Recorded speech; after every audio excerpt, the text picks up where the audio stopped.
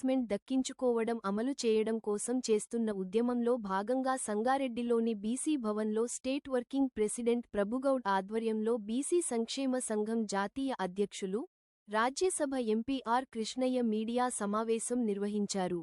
ఈ సందర్భంగా ఆర్ కృష్ణయ్య మాట్లాడుతూ రేవంత్ రెడ్డి ప్రభుత్వం ఫీజు రియంబర్స్మెంట్ స్కీమ్ను గండి కొట్టే ప్రయత్నం చేస్తుంది. ఫీజు రియంబర్స్మెంట్ ప్రక్రియను నడిపించే శక్తి, రద్దు చేసే శక్తి ఈ రాష్ట్ర ముఖ్యమంత్రికి లేదు. ఫీజు రియంబర్స్మెంట్ బకాయిలను వెంటనే చెల్లించాలని ప్రభుత్వాన్ని డిమాండ్. జీవో నెంబర్ 89 తొలగించి పాత జీవ ప్రకారం వీరు చెల్లించాలి. విద్యావ్యవస్థను ఈ ముఖ్యమంత్రి అంధకారంలోకి తీసుకెళ్తున్నారు. రాష్ట్రంలో ఏ ఒక్క ప్రభుత్వ పాఠశాలను మూసివేసిన సహించేది లేదని హెచ్చరించారు. తమ డిమాండ్లను పరిష్కరించకపోతే జూలై 1వ తేదీ నుంచి ఇక రణరంగమే అని అన్నారు. ఈ సమావేశంలో బీసీ సంక్షేమ సంఘం రాష్ట్ర వర్కింగ్ ప్రెసిడెంట్ ప్రభుగౌడ్, ప్రధాన కార్యదర్శి గోకుల్ కృష్ణ, రాష్ట్ర ఉపాధ్యక్షులు కిష్టయ్య, జిల్లా అధ్యక్షుడు మల్లికార్జున్ పాటిల్, ప్రధాన కార్యదర్శి రాజేశ్వర్ స్వామి తదితరులు పాల్గొన్నారు. సంగారెడ్డి జిల్లా బీసీలకు ఒక మంచి సందేశాన్ని ఇచ్చి ఈ ఈసీ కార్యాలయం నుండి జిల్లాకు, తెలంగాణ ప్రజలకు మంచి సందేశాన్ని ఇచ్చి అన్న పోరాటాల వెంబడి బీసీలందరూ కూడా అడుగులు అడిగేసి ముందుకు పోవడానికి సిద్ధంగా ఉన్నారు. రేపు రాబోయే కాలం బీసీల రాజ్యం వస్తుందని కూడా చాలామంది కూడా బీసీల రాజ్యం రావాలని ఒక ఆలోచనతోటి సమావేశాలు ఇవన్నీ జరుగుతూ ఉన్నాయి. అన్న రాజకీయ జీవితంలో ఈనాడు కూడా రాజకీయ పార్టీలకు ఆశపడకుండా వచ్చిన ఐఏఎస్ ఐఏ ఉద్యోగాన్ని కూడా వదిలేసి బీసీల కోసము మరి బీసీ పోరాటాలు చేసి లక్షల మందికి ఉద్యోగాలు ఇచ్చే విధంగా హాస్టళ్లు పెట్టించి గురుకులాలు పెట్టించిన చరిత్ర మరి ఆర్ కృష్ణ గారి. ఎన్టీ రామారావు ముఖ్యమంత్రి ఉన్నప్పుడు ఫీజుల రియంబర్స్మెంట్ స్కీమును దక్కించుకోవడం, పూర్తి స్థాయిలో అమలు చేయడంలో భాగంగా రాష్ట్ర వ్యాప్తంగా బలమైన ఉద్యమం నిర్మించాలని ఉద్యమంలో భాగంగా సంగారెడ్డికి రావడం జరిగింది. ఈ కార్యక్రమం మన రాష్ట్ర వర్కింగ్ ప్రెసిడెంట్ ప్రభుగౌడ్ ఆధ్వర్యంలో నిర్వహించడం జరుగుతుంది.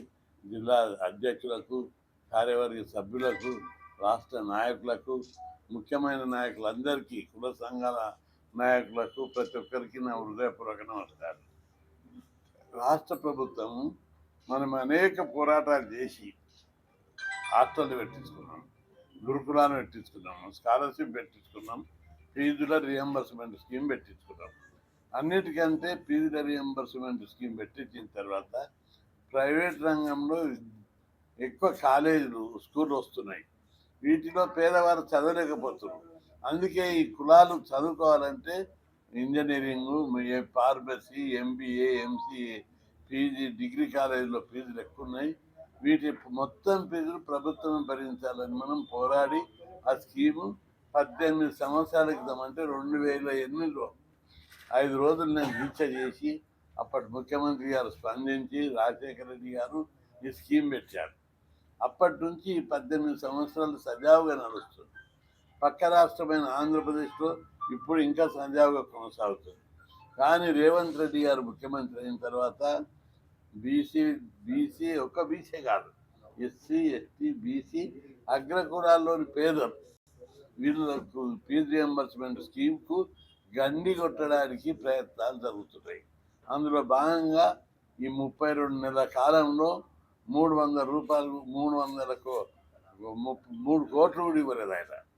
అనేక పథకాల కోసం లక్షల కోట్లు, కాంట్రాక్టర్లకు 1000 కోట్లు ఇస్తున్నాడు. అదేవిధంగా ముసి సుందరీకరణ, ఇంకా రకరకాల స్కీములు పెట్టి ఏమేమో గారడి విద్యలు చేస్తున్నాడు. కానీ దీనికి 200 కోట్లు నెలకు ఇచ్చినా ఇప్పటికి బకాయిలు అయిపోయింది. పోనీ బకాయిలు ఇవ్వలేదనుకో, నువ్వు వచ్చిన పీరియడ్ ఎందుకు ఇస్తలేవు అని చెప్పి మేము అందరం అడుగుతున్నాం. ఈ స్కీము నడపాలనే చిత్తశుద్ధి నీకు లేదు, రద్దు చేసే శక్తి కూడా లేదని సవాల్ చేస్తున్నాం. ఏం తమాషా అనుకుంటున్నామా? రద్దు చేయనికే ఎన్నో పోరాటాలు, ఎన్నో ఉద్యమాలు. ఈ బీసీ ఉద్యమం ఒట్టిగా గాలికి రాలేదు ఒకరోజు. అసెంబ్లీ మీద దాడి చేశాం 2000 మందితో. ఎప్పుడు 1978 రికార్డు సెప్టెంబర్ 27 నాడు 2000 మందితోటి అసెంబ్లీని తుక్కుగా వలగొట్టాం. హాస్టల్ పెట్టాలి, గురుకులాలు పెట్టాలని. అదేవిధంగా 1978లో సెప్టెంబర్ 4 నాడు 4000 మందితోటి సచివాలయం లోపలికి పోయి రాళ్ళు విసిరితే ఫైరింగ్, టియర్ గ్యాస్ పెట్టి ఉద్యమాన్ని దెబ్బతీశారు. అదేవిధంగా 1982లో 4000 మందితోటి బీసీ డైరెక్టరేట్ను తుక్కుగా కనబెట్టాం. గురుకులాలు పెట్టాలి, మంచి క్వాలిటీ బిల్డింగ్లు కట్టాలని చెప్పి అనేక సమరశీల మిలిటెంట్ పోరాటాలు చేయడం వల్లనే ఈరోజు దేశంలో ఎక్కడ లేని విధంగా 6000 తెలుగు రాష్ట్రాల్లో 6000 హాస్టళ్ళు, 1500 గురుకులాలు, 30,000 మందికి 30 నుంచి 40 లక్షల మందికి ఫీజు రియంబర్స్మెంట్ పథకం వస్తుంది. ఈ పథకం పెట్టిన తర్వాత, ఈ హాస్టళ్ళు గురుకులాలు పెట్టిన తర్వాత దేశంలో ఎక్కడ లేని స్కీమ్లు ఇక్కడ మనం పెట్టించుకున్నాం.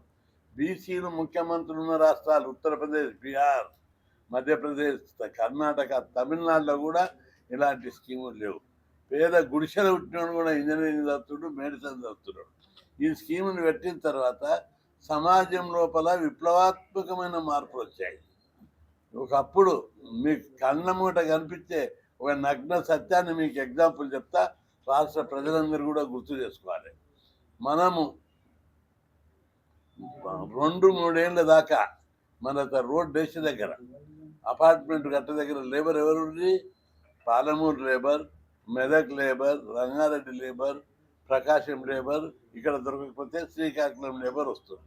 ఇప్పుడు చూడు, తెలుగువారు ఎక్కడ కూడా లేబర్గా దొరుకుతున్నారు. బీహార్, ఛత్తీస్గఢ్, ఒరిస్సా, ఉత్తరప్రదేశ్ లాంటి రాష్ట్రాల నుంచి లేబర్ వచ్చి ఇలా పనిచేస్తున్నారు. అంటే అర్థం ఏమిటి? వీళ్ళందరూ చదువుకొని ఐటీ కంపెనీలల్లో అనేక పెద్ద ఉద్యోగాలు చేయడం వల్ల మన దగ్గర లేబర్ దొరకకుండా సమాజం లోపల